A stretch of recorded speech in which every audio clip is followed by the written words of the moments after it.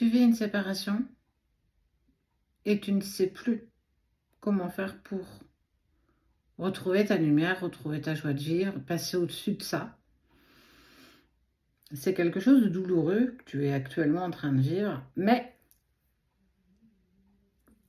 on va aller voir comment vont se passer les jours pour toi suite à cette séparation que tu vis, cette personne que tu n'arrives pas à oublier. Est-ce qu'elle a un message à te faire passer? Est-ce qu'il y a un message à découvrir?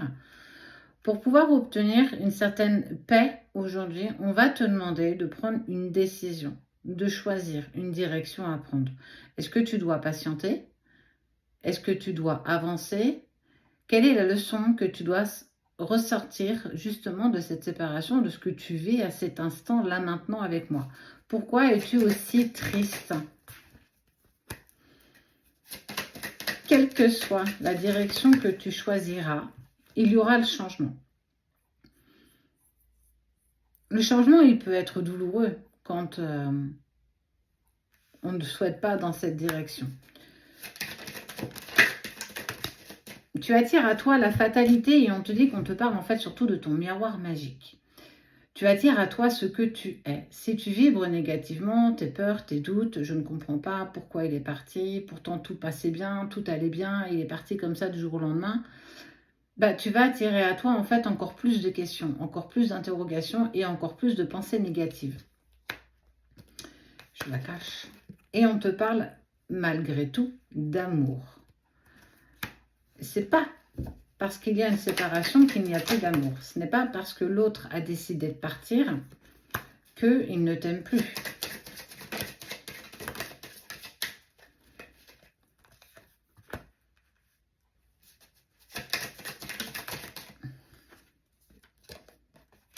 Tu as été accusé.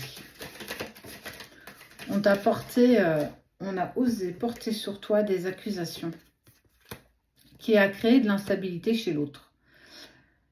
Il a eu besoin de faire le point. En tout cas, ce qu'il a appris de toi, ce qu'il a su, est venu clairement semer le trouble dans son esprit, dans son cœur, malgré l'amour qu'il continue encore à te porter. Et parce qu'il a été, c'est presque plus qu'une obligation, il a été poussé à prendre cette distance par rapport à toi parce qu'il ne savait pas le vrai du faux, même s'il te connaît par cœur, c'est venu semer en lui le trouble parce que cette personne, elle n'était pas véritablement prête à l'engagement et que quelque part, elle a aussi sauté sur l'occasion pour s'éloigner de toi.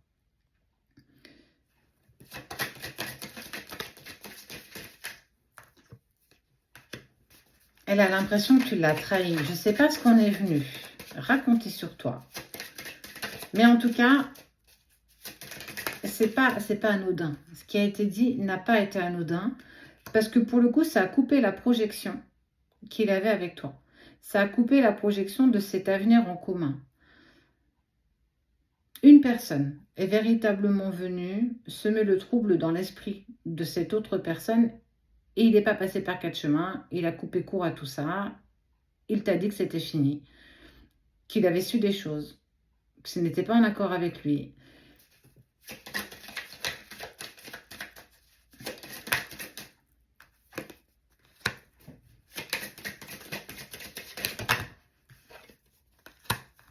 Mais avec le temps va naître la culpabilité parce qu'il va se trouver à distance de toi. Il a imposé, il impose encore cette distance, mais on passe aussi par une période plus positive où il va y avoir en fait le passage de j'ai peut-être déconné un petit peu trop. J'aurais peut-être dû écouter ce qu'elle avait à me dire. En tout cas, il t'a pas laissé le temps de t'exprimer, il t'a pas laissé le temps de dire les choses. Mais quoi qu'il en soit, tu vis toi cette séparation. Et pour pouvoir la dépasser, tu vas devoir faire des choix et prendre des décisions. Des décisions qui de toute façon t'apporteront la paix et la sérénité. Que ce soit avec cette personne ou pas, parce que rien ne m'indique que tu puisses, en tout cas là dans les jours qui vont suivre, pouvoir retourner vers cette personne, en tout cas qu'elle accepte que tu réapparaisses dans sa vie comme ça. On a colporté des choses à ton égard qui étaient fausses. Et ça, tu n'as pas d'emprise dessus. Et ça, je t'invite véritablement à lâcher prise. Il y aura toujours des personnes qui parleront sur toi. Il y aura toujours des personnes qui seront mauvaises, qui ont des langues de vipère.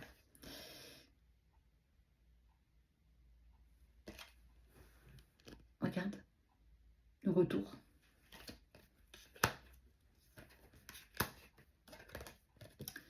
Bon.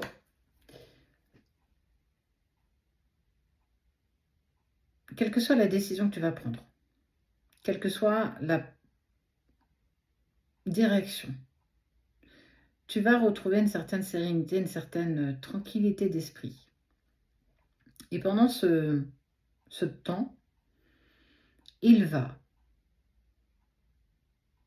fouiner un peu plus. Il va essayer d'obtenir les réponses à ses questions.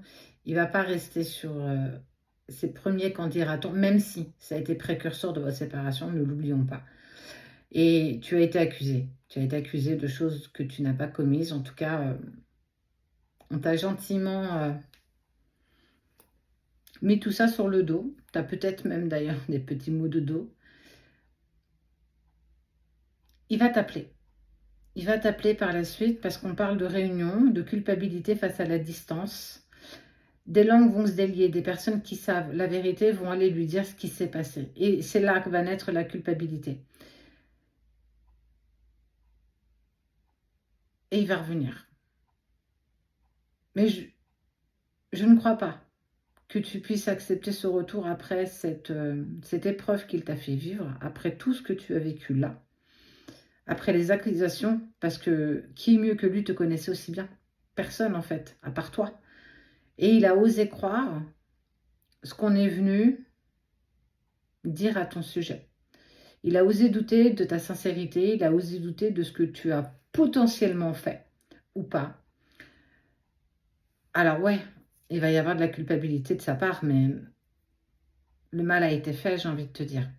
Et je ne vois pas le pardon. Je ne vois pas le pardon parce que pour moi, il est encore trop frais. Et il y a encore du temps à laisser passer pour accepter ce qui s'est passé.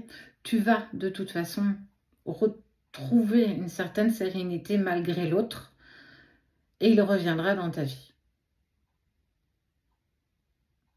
Mais est-ce que ça ne sera pas déjà trop tard ?